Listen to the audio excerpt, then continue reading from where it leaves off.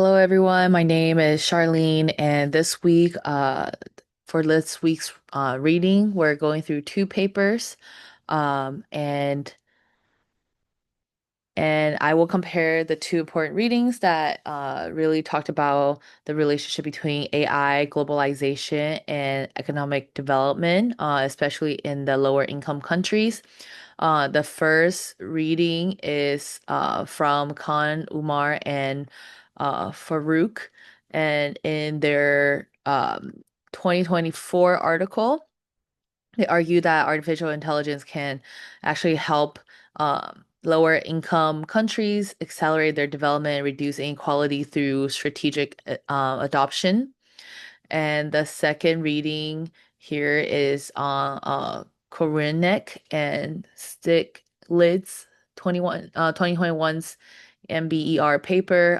They take a more cautious view and warns that AI may worsen the global inequality by reducing the value of labor and concentrating the economic power. And the presentation here will answer two questions. First is how do those authors view AI's role in either mitigating or exacerbating global inequality? And the second question is what strategies can low-income countries use to benefit from AI while addressing challenges associated with economic globalization? So here we can see, although that both articles focus on AI and their development, their approach and their perspectives are quite different. From the Khan's article, Khan and his colleague view AI as a major opportunity for low-income countries. Their argument is based on the concepts such as distributed justice, technological inequality, and economic catch-up. And they believe that AI can help countries to get ahead and improve outcomes in sectors such as healthcare, education, energy, and governance. And on the contrary, we see on Korwinek and Stiglitz article, they focus more on the economic risks of AI using formal economic models. They argue that AI is often labor saving and resource saving, which may reduce the comparative advantages that many developing countries they've been relying on over the years. So, um, from here we can see that Khan focus on opportunity, and then while Korinek and Stiglitz focus more on the risk aspect.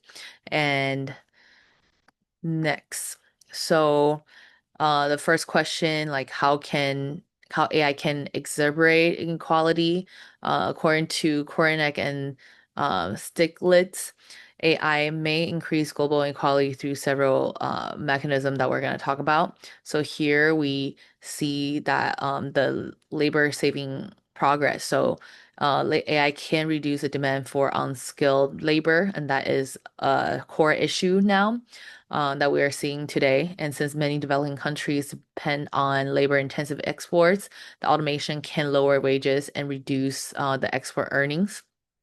And second, we're seeing that AI can be like resource saving. So as advanced technologies become more efficient, they may require fewer raw materials, which reduce the income for countries that depend on natural resource exports.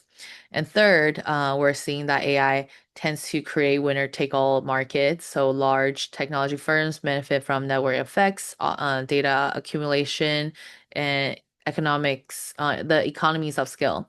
So those all allow them to dominate the global markets. And finally, we see that Kornick and Stiglitz argue that AI may undermine the manufacturing-led development model that help countries such as China, South Korea achieve rapid growth. So as a result, AI may make it worse for today's low-income countries to follow the same path. And so, how do we mitigate inequality? So, while Kornick and Stiglitz focus on risk, Kahn and his colleagues emphasize on opportunities again. So, Here we can see for Khan, they said the demand for fair access to AI for all countries is important.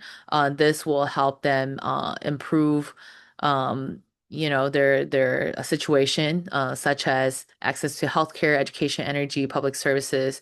The authors also believe that AI supports principles such as distributive justice, technological inequality because it can expand access to knowledge and services at a relatively low cost. So, for example, the AI-powered medical diagnostics can really improve healthcare deliveries in understand areas on underserved areas, and then the educational technology can support personalized learning where teachers are scarce. And then, but However, they also acknowledge that a significant AI divide already exists. So the research talent infrastructure remains concentrated in higher income countries, and therefore they emphasize that the benefits of AI are not automatic, and successful outcomes depends on effective policies, investments, and international cooperations.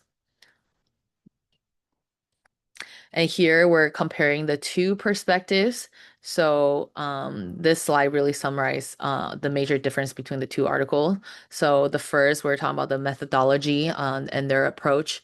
So Kahn and colleagues, they use a more conceptual and policy-oriented approach, and while Kornick and Stiglitz rely on more formal economic modeling.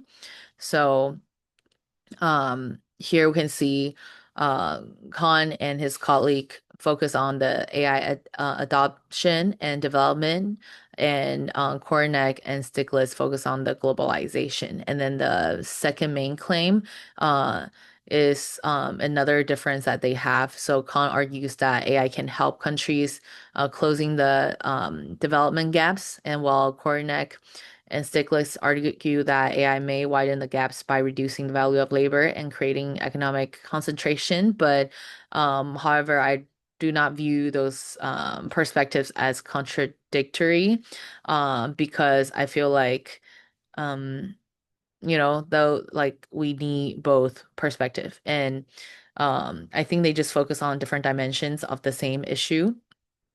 Like here on the view of AI, um, let me see. Oh. Um, Here on the view of AI, they one focus on opportunity for growth, and the other feel like it's inefficient, and then there's like risk to developing countries. But they both focus on like how can we integrate AI, and how can we focus on the opportunity for those countries. And then the main concerns is for Khan, they talked about there is a lack of infrastructure and talent in the developing country. And while Kornack and Stiglitz, they focus on the loss of jobs and economic power in the more underdeveloped country. And for recommendations, Khan mentioned that investment in AI and technology transfer is important. And Kornack and Stiglitz focus on redistribution of policy and global rules. And next.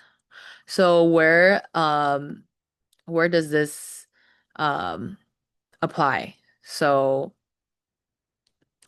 there are four high impact sectors for for AI to create meaningful development outcomes. So there are the four sectors that we really need to focus on. One is healthcare, so AI can improve the diagnostics, telemedicine, and healthcare deliveries in remote communities where they don't have a lot of access to healthcare and doctors. And second is education. The AI-powered learning platform can personalize instruction and expand educational access. And third is energy. And then we can see that the smart grids and predictive system can improve energy efficiency and reliability, and particularly in areas with limited infrastructure. And then the last one is governance, and government can really use AI to improve public services, reduce corruption, and make better policy decisions through data analysis. And Those are considered the low-hanging fruits because many AI solutions already exist and can be adapted relatively quickly to the local needs. And the another question is the two pathways to catch up because there is really no one size fits all.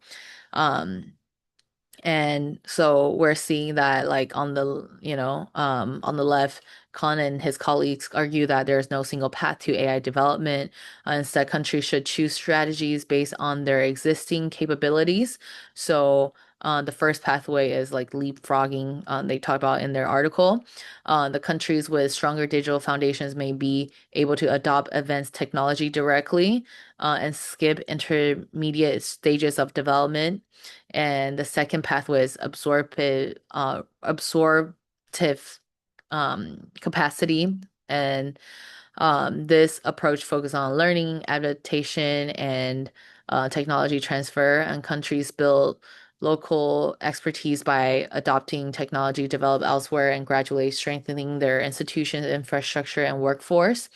And the author suggests that the most low-income countries will benefit from the absorptive capacity approach because it is more realistic and sustainable. And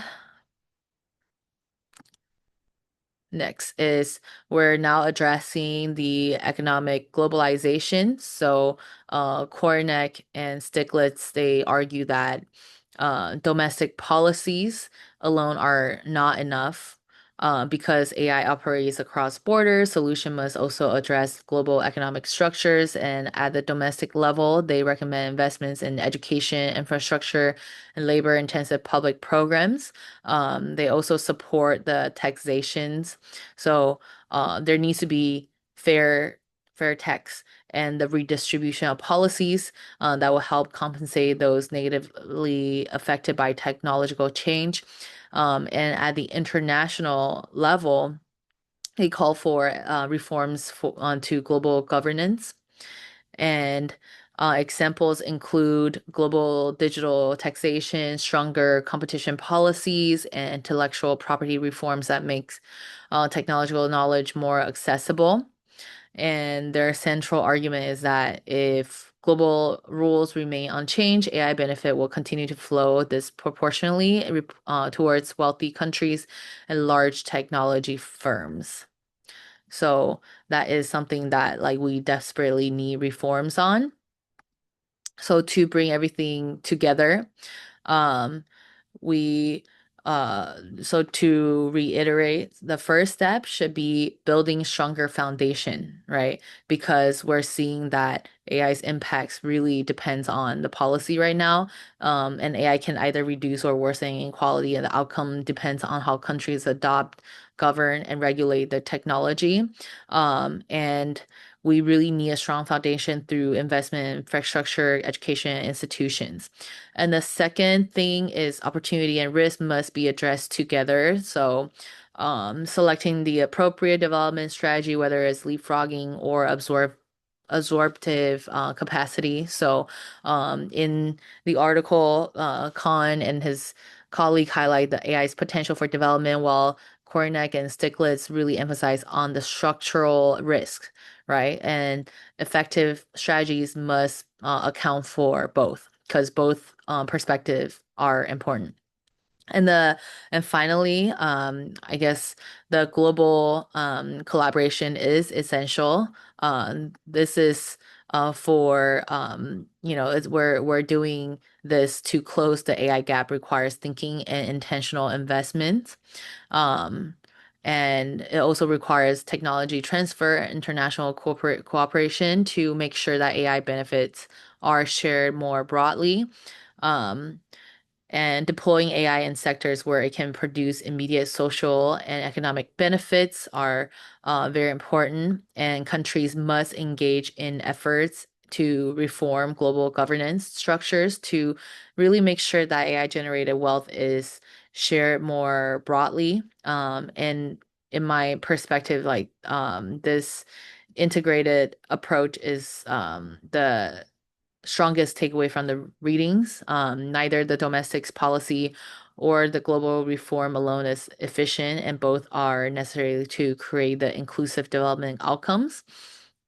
Um, and yeah, so overall, my assessment is that they're both very valuable, and AI is neither inherently beneficial or harmful, but the impact really depends on the policy, institution, or and governance that will help shape the development and adoption. And ultimately, um, we're seeing that low-income countries can in fact benefit from AI, but doing to do so, it will really require both domestic capacity building and global cooperation for everyone to help each other out to really close that AI gap.